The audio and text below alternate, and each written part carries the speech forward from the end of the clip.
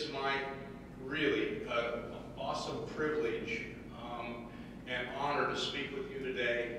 I have the greatest respect and appreciation, admiration for farm women. My life was formed and molded by one, and if I ever accomplished anything or amounted to anything, an awful lot of it had to do with the qualities that my mother possessed. And so, and I know that those same qualities are the rule, not the exception, here this morning among all of you, or this afternoon, I guess it is now. So, I just really want to, as I share my story and the things that were modeled for me, I am in turn thanking you and honoring you who possess those same kind of qualities, characteristics. You wouldn't be farm women if you didn't. It just goes with the territory. So I was born in New Jersey. My father, who had a degree, just a newly acquired degree from Penn State, sorry, but I'm from Pennsylvania, not Ohio. So a degree in Ag Econ from Penn State. He finished it up after he got out of the Navy in World War II, and had met my mother in his hometown in Berlin, Pennsylvania. Berlin, Pennsylvania is where the silver bag Snyder's potato chips come from. Okay, so eat those things, would you? It's also about 10 miles from where the Flight 93 Memorial is. That plane went right over our house. Not that anybody saw it, but on its way down on that tragic day. So my father had taken a job with Seabrook Farms, frozen food in New Jersey. His job was to go out a contract for vegetables to be frozen by that company. They're still actually in existence, frozen food company in southern New Jersey. When I was about, well, and he was obviously moved there with my mother, whom he had met back home in Berlin.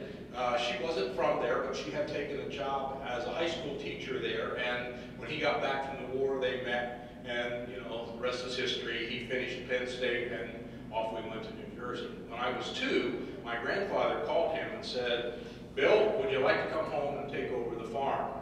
Your younger brother, Joe," some of you know Joe Shultz, my dad's baby brother, well, he's off in ministry, I guess, and doesn't want to farm, and Bill's son, Robert, he's not worth much, so I love that man. He was a good man, but that was the family, you know, he was the black sheep guy. He turned out really well, but, you know, it was my dad who got the call as the oldest son, come back and run the farm. So from 2 until I came here at 18, I was on this farm, and the first thing I learned was a work ethic. Now that's not a surprise, is it? I mean, you just can't farm unless you want to really work. My mother, in addition to teaching school, before she would go in the morning, went out and help with the morning milking. And then she didn't do evening milking because she was doing the housework and fixing supper when we get in from milking. And then in the evening, she took care, because she taught bookkeeping, business practices, and all that. She did all the books and paid the bills and kept all the books for the farm. I never saw our dining room table unless it was Thanksgiving or Christmas, because it was always covered with these things that said McCall's, Simplicity, Butterick, Vogue. Did that sound a little negative? Well, here's why. Because by the time my 2 younger sisters were in junior high, we had as many sewing machines as we had tractors. And the sewing machines were newer and more up to date than the tractors were. And that just didn't seem right. Plus, anytime there was outside work to be done, oh, I can't, I'm working on this pattern, I'm sewing this dress. Long story short, my mother was really good at sewing things, and continues actually to this day to get compliments on the stuff she's made and all that. Of course, in the summer there was a huge garden, and so there's weeding and picking and shelling and snapping and freezing and canning, and I managed to get out most of that by stacking hay on a wagon or in a have been a better deal there. When I came home for my first day of school, my dad said, you're old enough to go to school, you're old enough to come to the barn. And so at 5, I started taking care of the calves and all that good stuff. And I can remember the only time I really regretted that or had any negative feeling, because it was just what you did. You learn how to work, and it's what you do, and you don't think about anything else. But I do remember when he said, after I quickly finished all my chores and was headed back to the house, you know, to watch the Lone Ranger or something, and he said, whoa, where are you going? And I said, well, I got all my work done. He goes, well, you can stay out here until everything is done. I can find more things for you to do. He was really good at that. But how can I complain if I watch my mother, who was working from morning till night? What could I say? I remember going to church camp, and kids would complain that we had to get up at like 7:30. I'm like, are you kidding me? This is sleeping in for 2 hours. Work ethic. I learned it from my mother and obviously my father, and I never had any question or doubt about it. Just, it's what you do. Kind of like the farmer that purchased this old rundown farm. It was a mess. The house was a mess. The fences were all broken down. The fields were full of weeds, and it was just a mess. And he hadn't been there very long when the local preacher came out to call on him and bless him in his efforts and said, hey, may you and God really have success in turning this farm around. Well, it's about a year later, the preacher comes back out, and it's amazing. The farmhouse is all fixed up. It looks really good. The barn's perfect. The fields are, you know, the crops look amazing. There are cattle out there. The fences are all fixed. And the preacher said, wow, you and God have done an amazing job with this place. And the farmer said, yeah, you saw what it was like when it was just up to God himself. Work ethic. When we moved to the farm, Grandpa was milking cows and raising potatoes, again for the Silver Bag Snyder's potato chips. They haven't paid me, but you know, I'm loyal to home. And then we had about 3,000 layers that we kept the skunks out of. And those were for a hatchery in Cumberland, Maryland, and you got paid by how many eggs hatched. And then we also raised hogs. That pretty well covers it. Well, my dad sold his last hogs for 10 cents a pound. And the second thing I learned from my mother, as she encouraged my dad, why are we raising pigs for $10 a pound? Let's stop this. The second characteristic I learned, hopefully, I'm still at it, but was wisdom. There are no foolish, successful farmers. If you're not wise, you know, if you're not pretty smart, you just aren't going to make it. So congratulations on the wisdom. And sometimes you think, how wise would we be that we're even doing this? I get that part. But they sold the last pigs for 10 cents a pound, and then, well, the hatchery in Cumberland, Maryland messed up with the incubator a couple times in a row. We never got paid for the eggs because nothing hatched. It wasn't our fault. It was the fault of the guy who turned it up too high or too low or on too low. I don't know. So that's the end of the chickens. I think you probably had them in Campbell's soup about 40 years ago. We had a bumper crop of potatoes for Snyder's, Silver Bag. And so did everybody else.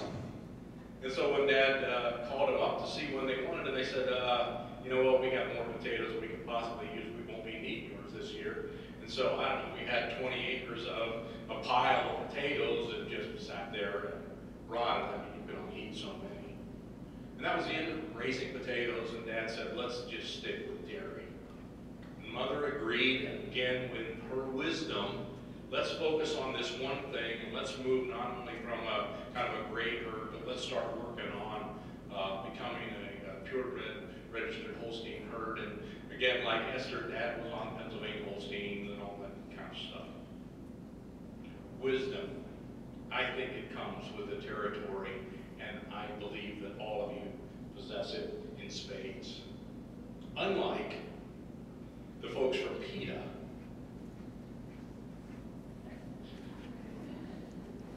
and the U.S. Forest Service, who met Amanda with some sheep growers, sheep producers in West Virginia to talk about how we can deal with the coyote problem. Now, farmers have no problem dealing with coyotes. You shoot them, you trap them, you know, you take care of the coyotes, but of course PETA wants to do it more humanely. So here's the plan. They said, we're going to live trap these coyotes, and we'll gather all the males and we'll castrate them, and then that will obviously reduce the size of the coyote flock or herd, or whatever you call a bunch of coyotes. Pack. Well, it got kind of quiet in the room. Finally, one guy, the old geezer in the back, stood up and said, you know, son, I'm not sure you understand the problem here. You see, these coyotes aren't breeding our sheep, they're eating them.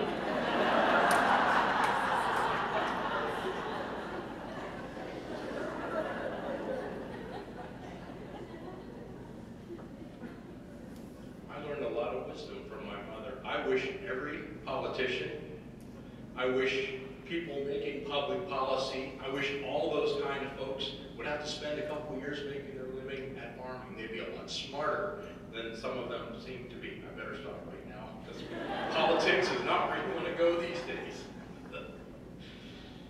The third thing I learned, so what do we got? We got work ethic, we've got wisdom. The third thing was perseverance. Strength in the face of challenge and crisis. Now, as you all know, I know you all know this, farm life has a few challenges. The best cow dies. I wasn't going to tell this story, but it just popped in my head, so here we go. So, I don't know if this was our best cow, but it was a good cow. She was out in the pasture, had a calf, and was down with milk fever. So, does everyone understand how that works? Milk fever, all right. And so, we've got to give her, you know, I can still do this, I bet. Not volunteering, but, you know, you stick that big needle in the jugular and you get a bottle of dextrose, 500 milliliter, and, you know, in 15 minutes, cow's up. Well, I don't know if that's still how you do it. That was a long time ago, but Dad had watched the vet, and they were doing other stuff, injecting into that little airline some adrenaline or something, I don't know. But he decided he was going to try that. So he got this needle, and he put in the stuff that he thought he'd seen the vet do, and shot it in there, and that cow just let out the biggest old beller, and boom, she was gone. I mean, dead, snap. Oh my gosh, I think we killed her. Get the knife, let's bleed her out. We're not letting all this meat go to waste. We had dextrose flavored steaks for the next 2 years, and every time you ate that meat, you knew where it came from. Ooh, I don't think it hurt us, but it sure didn't taste very good. So you have challenges. Cow dies. Wasn't her fault. Is that a third cutting you got down there in Steiner right now? You were telling me about? Or second or third? Probably third by now. It's going to get rained on, I hope. But you got enough hay and silage for now. We need rain. The challenge and crisis of weather. I have a 4-acre field right now. It's got some pretty decent looking beans. They aren't my beans. Frank Keener rents that field. Okay? And every day I get up and I wonder, is it going to rain and are those beans going to make it? They're not even my beans. He's already paid the cash rent. I've got my money. What do I care? But I can't stop. I drive down the road. Larry Anderley has some corn on Bailey Road. It's all curled up. And I'm going crazy hoping there's rain for, I hardly know it, you know? And it's not my corn. Challenges of weather. Tractor engine blows up. When I was little, Pennsylvania in the mountains, so this is mountains. Seven Springs ski resorts, 20 miles away, and we got a lot of snow, and our milk was sold in cans. You had to get the milk truck, had to get the cans in order for you to get paid, and if it's too much snow, the truck can't get in there. So what do? Well, load the milk up on a wagon and tractor with chains and get it out to the road, and we'd take all day getting that milk out there, shoveling, you get stuck, and shoveling, you get stuck, but finally we get it. Farming is full of challenges, and yet my folks just kept at it. And I learned how to keep at it. I learned perseverance. I was in school, I'm not that, I know you think I'm being modest, but really I'm not that smart. And I was in school with people way smarter than I was who never got their doctorates. Why? Because they gave up, they quit. They threw it in. I'm not quitting. You can't get me to quit. I'm going to keep at this thing, and I learned it because of what I'd seen modeled by my mother. When I was 10, my dad had a really bad accident. We had a bale elevator where he was pulling out away from the mount, and it started to go top heavy. He hung on near the middle to keep it from going over, but he failed. The thing collapsed. It clamped his leg and took his foot around in 360 degrees. They put his foot back on, but obviously he was messed up for quite some time. And to this day, I don't remember how we got it all done, but we did. Milking got done that night. He's in the hospital. Neighbors helped. We worked extra hard. I'm sure my mother was doing the milking twice a day. But I didn't see any fear. I didn't see any panic. Somehow we'll make it. Like you, she was a strong woman. I was in the same high school, obviously, where she taught, and the story made it around in about 10 minutes. A kid had mouthed off to her. She grabbed him right here, one arm, shoved him, must not have been too big of a kid, shoved him up against a locker, his feet are off the ground. Don't you ever talk back to me like that again, young man, or anyone else in this school. Boom. That settled it. He didn't, nor did anybody else. The story went quickly. Strength, not just physical strength, but this internal thing. 30 years ago, last week, the barn burned down. And what are we going to do? Well, figure this thing out. They milked them for a little while in the neighbor's barn and finally decided, let's sell this herd. And Dad crop farmed for a couple of years and then eventually sold the farm and built a little new house on the corner. But they figured it out. They made a way through. 2.5 years ago, at 90 years of age, my father died. Heart just quit. And it wasn't within a week, my mother said, what are we talking about here? We're talking about strength. We're talking about perseverance. We're talking about the ability to make it through no matter what comes our way. The kinds of things that all of you I know possess. She said, well, I know what I need to do. I can't take care of this house and I don't drive anymore, so I'm moving to Ashland. I'll be in Belmont. She'd never even seen the inside of Belmont Tower, but I know what I have to do. Off we go. So we have an auction. We sell the house. We move her stuff out here, and she's living quite nicely and comfortably at Belmont Tower, right next to Patty's mom, or one door down anyway. At 94, is enjoying her life there. Work ethic, wisdom, perseverance, and strength in the face of crisis. I congratulate all of you on that. And it's all built on the fourth thing and final thing, which is a foundation of faith. A lot of my mother and father's qualities come from that foundation. That no matter what comes our way, God has us in his hand. He's got this. He knows where we are. He knows what's going on. I can count on one hand the time we missed going to church growing up. Now, we were never on time because my dad loved on Sunday morning to come in and take a little nap at the breakfast table while we're yelling at him, get ready, it's time for Sunday school. When I shared my call to ministry, and I suspect that call came a lot easier because I hated milking cows. If my dad had been a beef or cattle or hogs or grain farmer or something, I might still be there. But I didn't like milking cows. So when my call to ministry came, I'm sure they would have loved to see me take over the farm. They were most supportive. They really were. More than anything else, I'm grateful for my mother's faith. It has had a huge impact on my life and my career, and I think I've done what I was called to do. 4 things then that have shaped my life, and again, I honor and encourage all of you as those things: work ethic, wisdom, perseverance, and strength in the face of crisis, and a deep and abiding faith in God Almighty. Now, let me close with some lighthearted advice from an old farmer.